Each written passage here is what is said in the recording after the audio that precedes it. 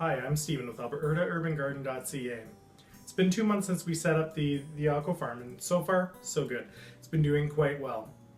So I figured today we'd do a little bit of maintenance, and I'd show you the progress after 2 months of growing from seed. So I'm proud to announce that we've introduced a second snail. And during the day, the snail basically just shells up, but at night it rums the tank. And I think the success rate here from Goldie to this snail is it looks like a rock. Even when it's up on the side, shiny doesn't usually do too much to the snail just because it looks kind of like a rock. Shiny is doing absolutely great, eating well, and enjoyable to watch around the tank. So today we're going to take a look at some of the plant issues that we're having and one of the solutions that we can do to help them. So the reason why we've added the snail to the tank is not only to help keep the tank clean from what shiny leaves behind, but also to add some more nitrogenous waste. You have to be careful about ammonia spikes, but the plants have been doing so far a fairly good job at dealing with that.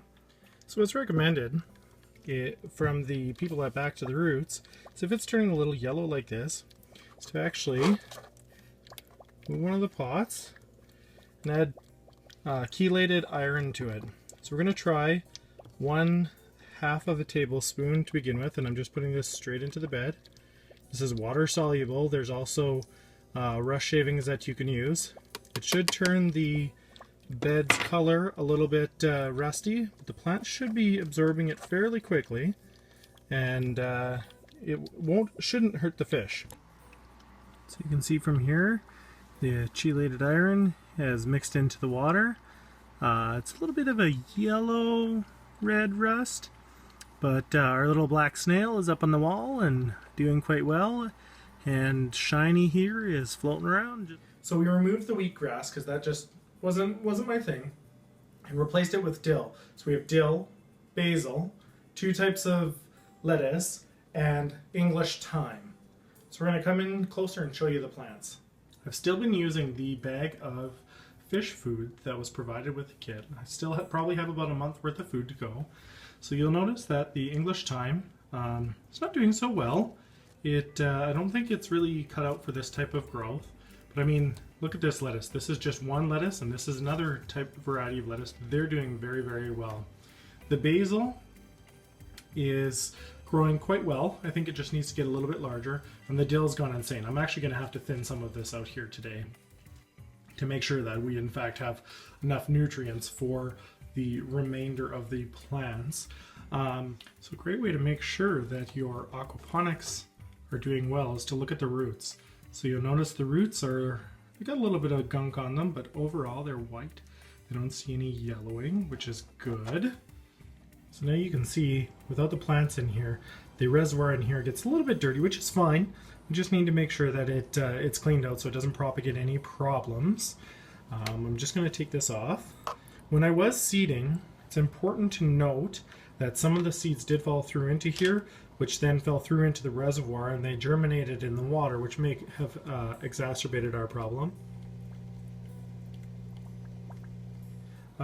Little bit of algae growth on the hose, which is fine. I have noticed a little bit of slowing in the bubbling rate. It's probably just due to the buildup, and we'll clean that up. And we'll just clean this up and make sure it's all nice and happy. I don't think I'm going to remove any of the water today. I'm just going to clean this, and we'll come back. So all I've done in order to clean inside the tube is gently wrapped a piece of paper towel around a skewer stick, and then I just rotate it nice and gently. And that's cleaned the inside very, very well. The rest of the dirt on, or the rest of the algae that came off of the hose, it came off just underneath the tap. All I did was I turned the sprayer on and it cleaned itself very nicely. So we're going to put this back in here, nice and clean. Going to push the tube back in to within 1/4 of an inch of the base. Wind it through its little race course again. Place the plant tray lid on. We're going to put the plants back in their exact same location. I think what I might do with the English thyme is actually remove that and plant some more basil. We'll likely have algae growth again, but I mean once every 2 months you cleaning the tray. I'm just testing out to see if cleaning the tray is sufficient to keep that at bay. If you have any suggestions about that, please let me know. For the dill, I'm going to thin it out. I'm not going to bother to fight with the scissors because there's more than enough in here. I'm just going to take about half of them out and then see how it does. So far, I'm very impressed with this. I cannot speak highly enough about it. It's a great way to get into aquaponics. I know there's a lot of do-it-yourself options out there, but for someone who's lacking a little bit of time in the construction time, this is fairly simple to set up, fast to set up, easy to operate. All you need to do really is feed the fish twice a day and keep an eye on it to make sure that you're not running into any plant problems.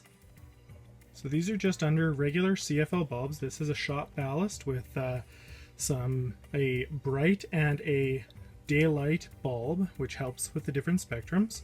You'll notice every once in a while that you'll need to bring your tank level back up. So all I do is I actually use a little bit of bottled water. And the reason why I use bottled water is it's non-chlorinated. And I top off the tank. I've only had to do this 3 or 4 times in the last 2 months, but so far it's easy to do. And then again, here's the food.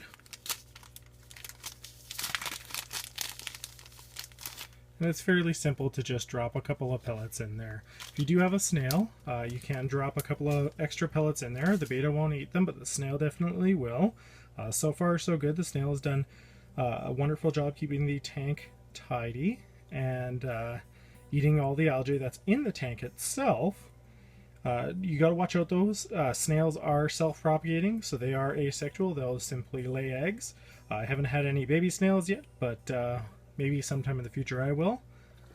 So I've also upgraded the pump, and the reason why this pump sounds so loud and is bubbling so feverishly is it's actually a pump for a 20-gallon fish tank.